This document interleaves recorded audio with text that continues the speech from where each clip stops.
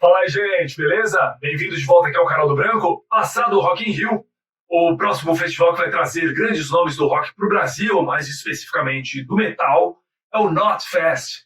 Vai acontecer em São Paulo no dia 18 de dezembro no AMB e vai ter entre suas atrações nada menos do que Judas Priest, sensacional, em sua turnê de 50 anos. Além, claro, os donos da festa, que é a banda Slipknot. Vai ter também o Sepultura, vai ter o Trivium, vai ter Jim and Rats, que mais Bring Me The Horizon, né, que é um nome mais pop, mais alternativo. Enfim, são várias atrações grandes, né, conhecidas, porém, um nome já causou polêmica aqui no Brasil, hein? Muitos vídeos aí, muitas discussões já têm rolado pelo YouTube sobre a volta do Pantera. Sim, o Pantera, que fez grande sucesso na década de 90, foi um dos maiores nomes do metal, acabou em 2013 e aparentemente nunca mais voltaria à vida, já que faleceram os irmãos Abbott, né? Tanto o Dimebag, guitarrista e um dos principais responsáveis pela sonoridade da banda, um dos fundadores, diga-se de passagem, né? Que faleceu assassinado, uma morte trágica no palco, né? Morto a tiros, como o irmão dele, o Vinnie Paul, batera, que também foi fundador da banda, também já falecido. Então, aparentemente, né, talvez o Pantera nunca mais voltasse a se reunir. Afinal de contas, não tem mais nenhum membro original. Mas o Sr. Rex Brown, que é baixista e estava desde o primeiro disco, se reuniu novamente com o Phil Anselmo para remontar o Pantera, colocando na guitarra ninguém menos que Zakk Wylde, que era amigo do Dimebag Darrell, né? E é um dos poucos caras que tinha uma sonoridade parecida com a que o Dimebag Darrell desenvolveu na década de 90. E ainda com o batera Charlie Benante, do Anthrax. Então, uma super formação, embora sem nenhum membro realmente original do Pantera, né? Mas, como eu disse, o Rex Brown foi baixista quase no comecinho da banda, né? Ele estava desde o primeiro disco. Já o Phil Anselmo entrou só no quarto disco lá em 1986. Mas foi um cara que mudou o estilo da banda, mudou a trajetória do Pantera. No começo era uma banda de glam rock, depois foi para um lado meio thrash metal, crossover, e foi mudando. O Pantera fez um caminho inverso do que muitas bandas fazem, que normalmente é começar muito pesado, a banda começa death metal e vai ficando mais leve. Com o tempo vai refinando o som. O Pantera fez o contrário, era glam metal, foi ficando cada vez mais pesado, a ponto de que o último disco era praticamente um death metal. Então isso a princípio deveria ser uma grande notícia, né? A volta do Pantera com Zakk Wylde e o Charlie Benante. E por que não é uma boa notícia para boa parte dos fãs de rock e de metal? Justamente por causa das atitudes do Sr. Phil Anselmo. Acho que muitos de vocês já sabem dessa história, já devem ter visto a polêmica que surgiu em 2016, quando o Phil Anselmo resolveu fazer uma saudação neonazista durante um show.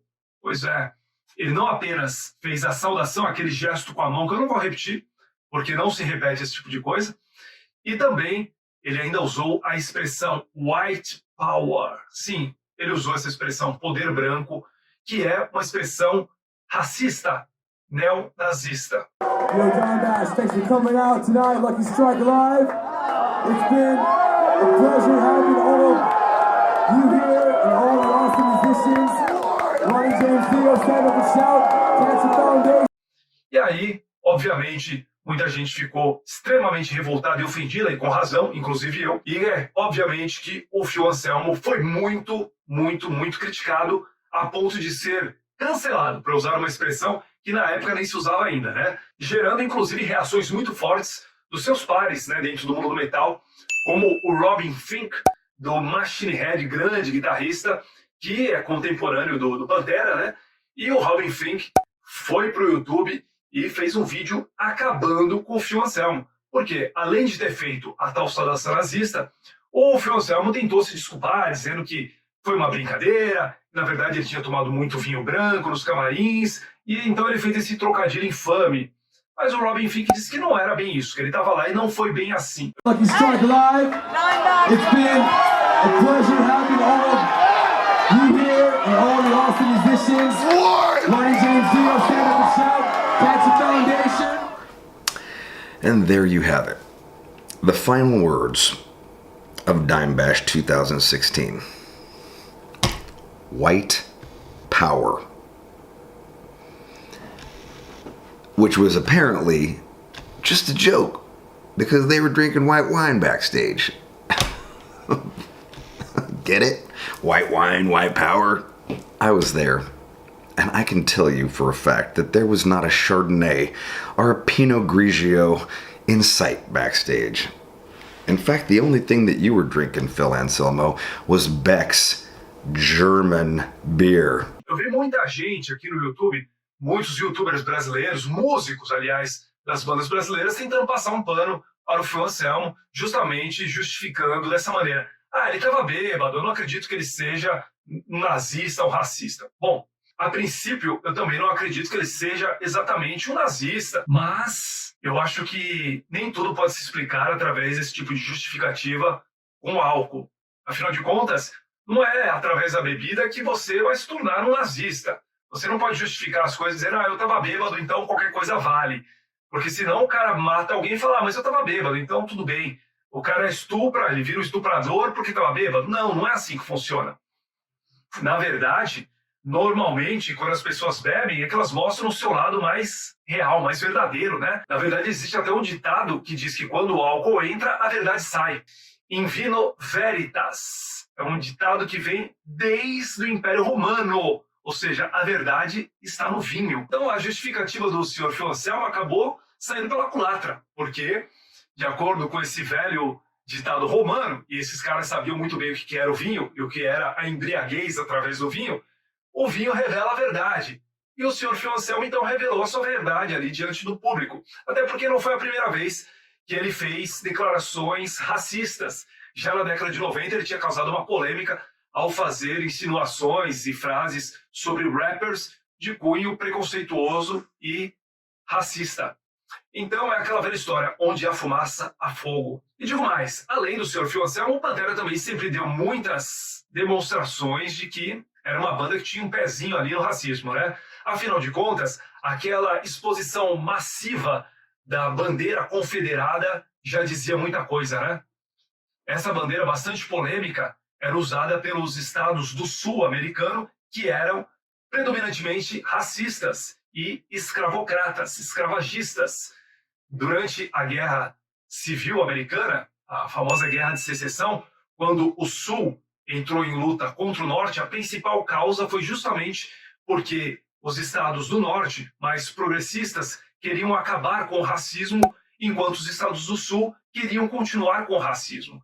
A principal treta era essa. E no fim, o norte prevaleceu, o sul perdeu, mas não abriu mão de usar a tal bandeira confederada. A bandeira que traz aquela cruz com as estrelas, cujo guitarrista Dimebag Darrell fazia questão de estampar em sua guitarra.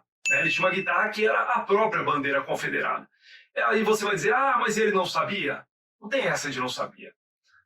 Mas desde o rock and roll, no princípio, no rockabilly, eles usavam isso daí. Isso quer dizer o quê? Quer dizer que muita gente já tinha esse tipo de ideal. Muita gente justifica, inclusive, mas os caras só estão defendendo a cultura do estado onde nasceram. Então eles estão defendendo uma cultura escravagista, uma cultura racista. Porque a partir do momento em que essa bandeira foi banida e eles fizeram questão de continuar usando a bandeira, quer dizer o quê? Eles estão defendendo justamente valores que eram defendidos pelos racistas, pelos escravagistas.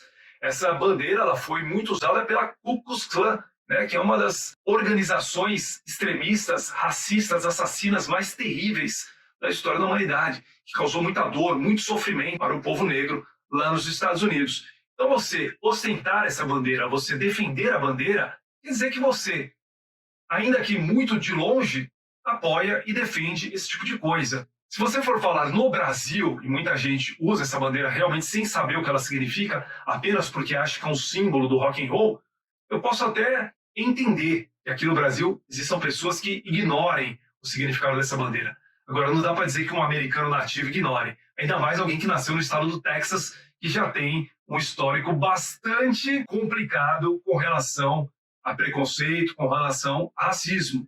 Então não dá para passar pano para essa galera. Mais uma vez eu digo, onde há fumaça, há fogo. Outras bandas do chamado Southern Rock, por exemplo, que sempre usaram essa bandeira, com o tempo foram deixando de usá-la, inclusive, né? O Lynyrd Skynyrd foi uma dessas bandas. E em 2012, 2013, anunciaram oficialmente que não usariam mais a bandeira.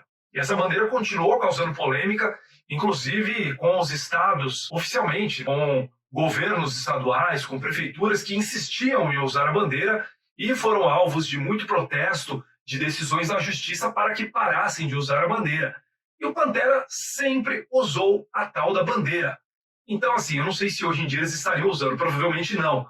Mas a verdade é que eles sabiam muito bem o que a bandeira representava. E o Phil Anselmo, ao ficar bêbado, revelar esse seu lado, quer dizer, sim, muita coisa. É isso aí, gente. Eu sei que muita gente vai odiar esse vídeo e eu quero que se lasquem. Deixa o dislike aí que tá tudo certo, beleza? É nóis. Se você curtiu, deixa aquele like aí. E muito obrigado por assistir até o final. Se você não for inscrito no canal, se inscreva no canal do Branco, porque afinal de contas, racistas, fascistas, não passarão.